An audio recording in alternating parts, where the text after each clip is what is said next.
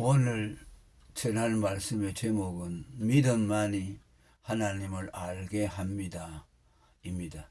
믿음은 하나님에 대한 지식을 비롯해 모든 영적인 지식을 열어주는 열쇠입니다. 신학적 표현을 빌리면 계시의 방편으로서의 믿음입니다. 어거스틴이 기독교의 알을 믿음의 알미고 기독교 교육을 신앙교육이라고 정의한 것은 옳게 말한 것입니다. 그러나 이 믿음의 정의가 불신자들에게는 물론 교회 안에서조차 종교 심리학적인 것으로 왜곡되는 경우가 많습니다. 그들에게 믿음이 계시의 방편이라는 의미는 믿음이 긍정적인 심리 상태를 만들어 무엇이든지 받아들이도록 만든다는 말 그대로 종교 심리학적인 믿음 개념이라는 것입니다. 예컨대 하나님이 계시다고 믿으면 하나님이 믿어지고 알아진다는 것입니다. 기독교 신앙에 대한 가장 흔한 왜곡으로 통칭하여 신앙은 마음먹기에 달렸다로 귀결됩니다. 자유주의자들이 하나님이 계시고 안 계시고와 상관없이 신앙은 가능하다고 주장하는 것과 임마누엘 칸트가 자신의 윤리 철학을 세우기 위해 하나님은 반드시 계셔야 한다는 당위적 하나님 존치, 곧 God delusion과 같은 꾀를 갖습니다. 히브리 11장 3절에 믿음으로 모든 세계가 하나님의 말씀으로 지어진 줄을 우리가 안다라는 말씀 역시 종교 심리학적인 신앙을 대변하기 위해 절겨 동원되는 구절로서 모든 세계가 하나님의 말씀으로 지어진 것이라 믿으면 만물이 말씀으로 지어진 것을 알게 된다로 곡해됩니다. 만일 우리의 신앙이 단지 이런 종교 심리학적인 것이라면 그것은 자기 체면이나 아편과 다를 바 없습니다. 하나님과 영적 세계에 대한 계시로서의 믿음은 정확하게 구속신앙을 의미합니다. 앞서 예시로 든 믿음으로 모든 세계가 하나님의 말씀으로 지어진 줄을 우리가 안다는 이 히브리서 11장 13절은 예수 그리스도의 구속을 믿어 하나님과의 사이를 가로막았던 죄의 담이 철거되면 모든 세계가 하나님의 말씀으로 지어진 줄을 알게 된다는 뜻입니다. 물론 이는 구속신앙을 가지면 도통하듯이 모든 것이 저절로 통달된다는 뜻이 아니라 구속신앙을 가지면 성령의 조명으로 성경에 기록된 내용들이 영혼에 알려진다는 뜻입니다. 부연하면 그리스도 구속신앙으로 죄가 치어지면 숨겨졌던 하나님이 알려지고 칭의, 영생, 양자, 천국, 지옥, 창조, 종말 같은 성경의 지식들이 확실히 믿어지고 깨달아진다는 뜻입니다. 구속신앙으로 말미암은 이 성령의 지식은 종교 심리학적인 믿음이 따라잡을 수 없는 독보적인 것입니다. 종교 심리학적인 믿음이 때론 신령스러운 비함을 내비치지만 사실은 고차원적인 정신세계의 부산물일 뿐입니다. 그리스도의 구속을 입지 못한 자들에겐 성령으로 말미암은 영적 지식을 갖는 것이 불가능하기 때문입니다. 거듭나지 못한 종교 천재들이 종교 심리학적인 믿음으로 설교도 하고 영적인 행위들을 흉내내지만 그것들은 모두 정신의 산물일 뿐 성령의 열매로서의 믿음은 아닙니다. 그들에게는 종교적 영감만 있을 뿐 성령과 성령의 영감은 없습니다. 구약 율법에 문둥병자를 정결케 하는 의식을 행할 때 수양의 피를 바르고 그 위에 기름을 바르는 것은 그리스도의 피 뿌림 위에 성령이 부어짐을 예표하는 것으로 그리스도의 피에 성령이 임재한다는 뜻입니다. 바울 사도도 그의 서신서에서 피와 성령을 함께 존치시킵니다. 히브리 10장 29절에 하물며 하나님 아들을 밟고 자기를 거룩하게 한 언약의 피를 부정한 것으로 여기고 은혜의 성령을 욕되게 하는 자에 당연히 받을 형벌이 얼마나 중하겠느냐.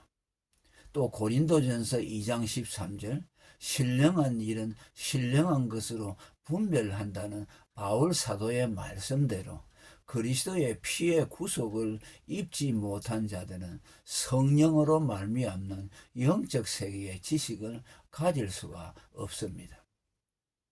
이어서 올바른 예수 이해에 대해 말씀하고자 합니다. 이는 그리스도 구속신앙은 예수 이해와 직결되기 때문입니다. 일견 사람들의 예수 이해가 다 같아 보이나 사실은 천차만별입니다.